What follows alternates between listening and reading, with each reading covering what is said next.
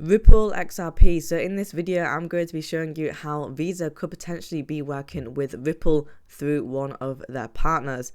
We're also going to be having a look at the SEC case. So with Ripple, we have some recent news coming from the courts and what they have decided in relation to the SEC's motion to compel, and of course the price action for both XRP and Stellar XLM coin today. All I ask from you are two things, which is to smash that like button and to subscribe to the channel as well. Now, this was a really good connection, and Mr. Man posted over here that Visa actually acquired Ripple's partner Currency Cloud in a deal worth about $930 million, so just under $1 billion, and the acquisition was completed a few years ago. Now, whilst it was completed back in 2021, it still is worth noting because of that Ripple connection. So Currency Cloud is a global platform where it enables banks and fintechs to provide innovative foreign exchange services, and that partnership was formed with Ripple back in July of 2020 to process cross-border payments on RippleNet, and also includes the ability to send money through local or SWIFT routes and track all SWIFT payments to their destination. So we're going to take a look at this, and then we're going to look further into the Currency Cloud. Now, Visa and SWIFT have announced a collaboration to streamline international business-to-business payments by strengthening connectivity between their networks that would move trillions in value globally. That's right, and the organizations will work together with the aim of providing financial institutions and their customers with more choice when sending money across borders, while improving the end-to-end speed and transparency of those transactions. Earlier this week, I spoke to Chris Newkirk, Global Head of New Flows, Commercial and Money Movement Solutions at Visa, and Thierry Colosi, Chief Strategy Officer at SWIFT. And I began by asking Chris about the announcement of a new collaboration to address the complexities that many businesses continue to face. I'm incredibly excited about the announcement we've made about a collaboration that brings together two truly world-class brands and a set of capabilities, ultimately that will allow us to collectively improve cross-border flows, make them more transparent, more certain, more data-rich, and I think it's a terrific collaboration, very much in keeping with our network strategy, where we want to, of course, support our clients through our Visa network, but equally partner with other networks to make sure that we can deliver exceptional client experiences. So of course, when it comes to these cross-border payments, you want these payments to be efficient. It means that you have that settlement time, and of course you try to minimize the amount of failed transactions. So on Currency Cloud, we have over here this article where it announced a partnership with Ripple back in July on that 2020. So over here, you'll see that Currency Cloud is trying to reimagine the way that money flows around the world. And the partnership with Ripple will be allowing Currency Cloud to explore new mechanisms for moving money efficiently around the world. And also they'll be focusing on territories where smaller businesses are underrepresented, ensuring clients will be able to process local payouts and collections in these increasingly important countries. And I'm assuming it could possibly be countries within Africa, for example, like Nigeria and Ghana. And we have the CEO at Currency Cloud saying that Ripple's solution will help us to extend our network to new parts of the world, removing more barriers to payments for our clients. And that's essentially how Ripple will be able to help them in terms of the other parts of the world with RippleNet, especially again within Africa region. And so this partnership was announced a year before Visa actually acquired Currency Cloud. And so this is how we have that connection between Visa and Ripple via the Currency Cloud. Now, could it mean, for example, that Visa decided to acquire Currency Cloud so that they can compete with Ripple?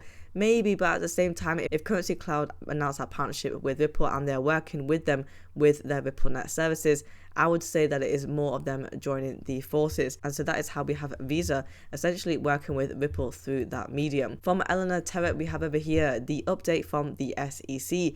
Now, the SEC have actually won its motion to compel Ripple to produce certain pieces of information that they did require, and we're going to take a look at this. It only came in just yesterday. So we have over here from the courts, what they've ordered is that the SEC seeks an order compelling Ripple to produce 2022 to 2023 financial statements, produce post-complaint contracts governing institutional sales, and answer an interrogatory regarding the amount of XRP institutional sales proceeds it's received after the complaint was filed. And it says over here that the court first addresses Ripple's procedural objections because, of course, Ripple objected to it and basically appealed back, and they argued saying that the post-complaint discovery is untimely and barred by the court's discovery ruling in June 2021.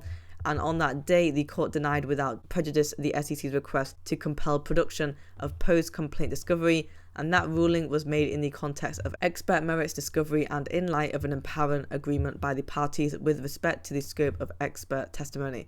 It is therefore not controlling on the court. And so you'll see over here that the courts have now ordered for this. I mean, in my opinion, I didn't think that this information was actually relevant or necessary, given the fact that it was outside of the scope in terms of the years.